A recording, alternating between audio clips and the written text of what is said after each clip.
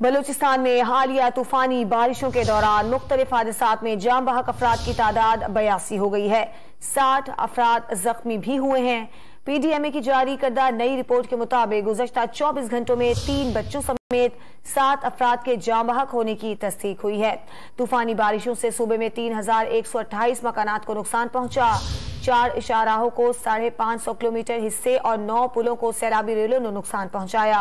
मुख्तलिफ इलाकों में तामीरात, 7 डैम, 2436 सोलर प्लेट्स, 23 ट्यूबवेल्स और 60 से ज्यादा बिजली के टावर्स भी मुतासिर हुए।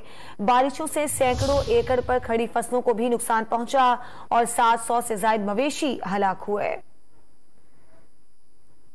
बलूचिस्तान में हालिया तूफानी बारिशों के दौरान मुख्तलिफ हादसात में जाम बहक अफराद की तादाद 82 हो गई है। 60 अफराद जख्मी भी हुए हैं।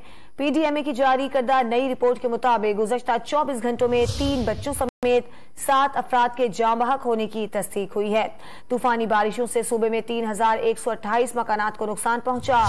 4 इशाराहों को 550 किलोमीटर हिस्से और 9 पुलों को सैलाबी रेलों ने नुकसान पहुंचाया।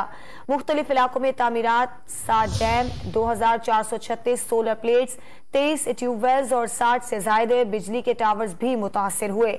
बारिशों से सैकड़ों एकड़ पर खड़ी फसलों को भी नुकसान पहुंचा और 700 से ज्यादा मवेशी हलाक हुए।